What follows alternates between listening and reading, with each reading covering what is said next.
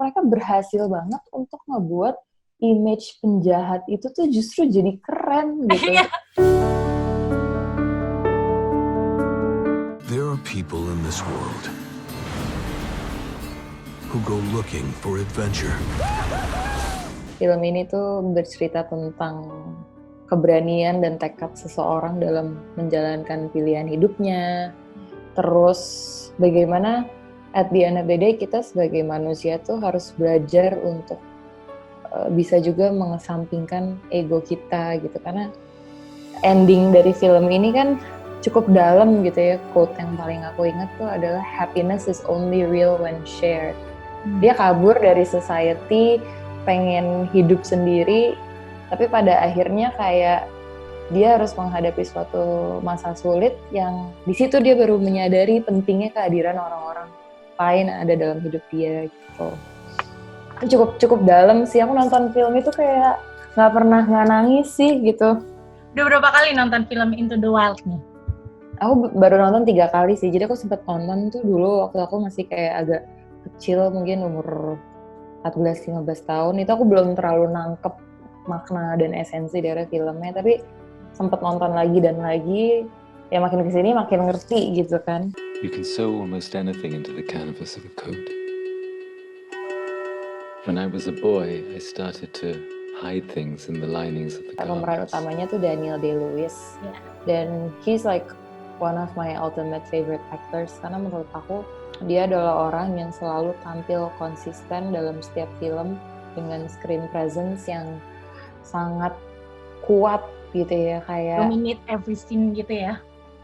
iya, maksudnya satu film gitu bisa dibilang kita tuh jadi perhatiin dia doang. Bener, setuju gitu, banget. dan itu orang sangat intens dan konsisten gitu. Dan kebetulan si Phantom Thread ini it's his last movie gitu. Katanya sih. Iya. Sayang juga ya, Atau tapi bagus banget sih dia di sana memang. Bagus banget, kayak pertama settingan Inggris di tahun 50-an yang kayak kesannya penuh glamor, itu tuh sangat berhasil banget sih digambarkan dalam film ini. Dialog-dialognya tuh menurut aku very captivating.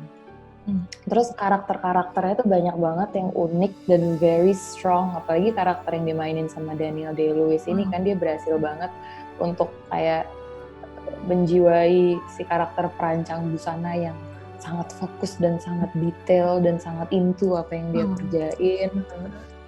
Terus menurut aku pengambilan gambarnya tuh cantik banget. Cantik banget. Bener. Kayak apa ya? Penuh simbolisme gitu loh dalam setiap frame yang kita tonton. Dan yang paling aku suka dari filmnya ini adalah scoringnya. Scoringnya itu dibuat sama gitarisnya Radiohead kan. Dan menurut aku it's beautiful, kayak it's very poetic, simple, karena kalau nggak salah tuh dia cuman pakai strings sama piano, tapi apa ya, cocok banget untuk melengkapi adegan yang lagi terjadi. Dan kalau aku lagi dengerin soundtracknya aja ya gitu tanpa nonton filmnya tuh, itu tuh bisa kayak transport aku ke dalam dunia si film Phantom Thread ini, dan menurut aku amazing sih. Sayang juga ya sebenarnya Daniel Day-Lewis retired, padahal mungkin kita bisa lihat lagi nih kolaborasi dia sama PTA di selanjutnya tuh pasti wah parah sih, pasti mungkin nggak ya, tapi dia kayak berubah pikiran terus kayak mau main film lagi deh gitu, mungkin aja sih. Mungkin aja. Aku sih berharap ya, karena masih berharap dia main di film-film lain. Dia too good soalnya, sayang kalau udah kelar gitu. Yang ketiga Miss Granny. 50년은 더 젊어 보이게 해드릴게. 하나, 둘, 셋.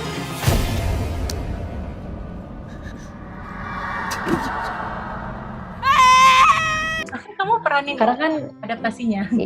Iya, tapi kan maksudnya sebelum film adaptasinya Sweet 20 ini dibuat, aku disuruh nonton dulu kan yang versi Korea, dan aku suka banget, kayak selain ceritanya yang memang cukup unik ya gitu, tapi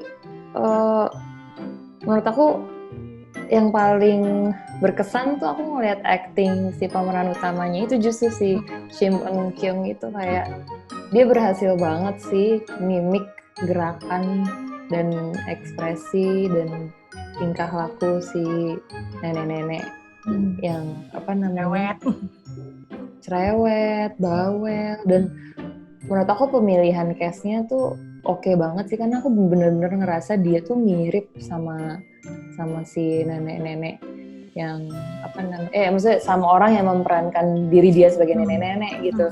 Bisa mirip banget. Dan karena aku main film adaptasinya kan aku nonton film itu dulu, ya itu jadi motivasi banget buat aku bahwa kayak untuk film versi Indonesianya ini aku harus bisa berusaha lah untuk mencapai acting yang kayak seperti dia gitu. Kamu tapi nangis nggak nonton Miss Granny nih? Itu film parah sih menurut aku, cukup bikin nangis sih. Nangis, sedih, endingnya sedih banget. Nah, selain Miss Granny ada nggak film-film Korea yang kamu nikmatin? Kan film Korea juga lagi hits banget kan sejak menang Parasite kan, jadi orang makin banyak tuh yang penasaran. Nah, kamu sendiri ada? Parasite keren banget sih menurut aku. Maksudnya ceritanya tuh sangat simple, tapi mind blowing juga in a way, and it's very thrilling ya sepanjang film tuh aku kayak bahkan literally duduk on the edge of my seat gitu loh karena kayak nervous nih kayak gila nih bakal ketahuan gak ya gitu kayak what's gonna happen gitu. Terus endingnya juga ternyata kayak gitu kayak wah gila sih kepikiran apa ini orang yang nulis ceritanya gitu.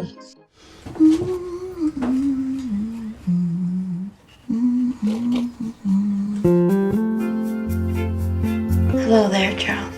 Yang ngebuat aku tertarik untuk nonton tuh karena pemainnya adalah Ethan Hawke sama ada Sally Hawkins. Sally Hawkins itu tuh pemeran utama. Aku sih nonton dia di film The Shape of Water. Ya, benar.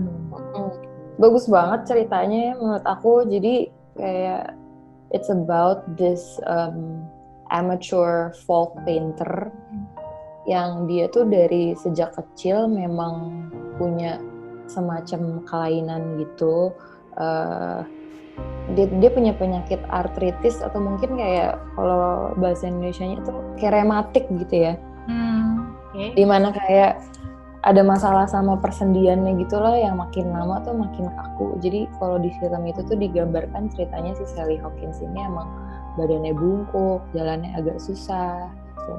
Dan dia tuh kasihan karena semua orang tuh menganggap remeh dia selalu dikucilkan, dianggap kayak cuman bisa ngerepotin orang-orang di sekitar dia doang, dan dia nggak terima akan itu. Dia pengen banget untuk bisa membuktikan bahwa dia sendiri bisa independen dan bisa survive, dan dia bisa cari cara lah untuk make it on her own, and she did it gitu.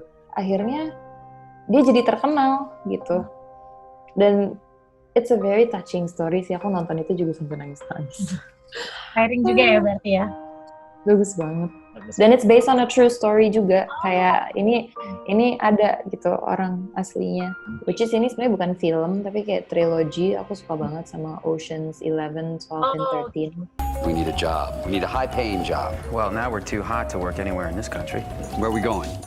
Gak tau ya, filmnya tuh menurut aku sangat stylish gitu, kayak dari satu film ke film berikutnya kayak very cool aja gitu loh. Dan kan emang ini ceritanya tentang apa ya, penipu atau ya kriminal lah ya istilahnya, kayak perampok gitu.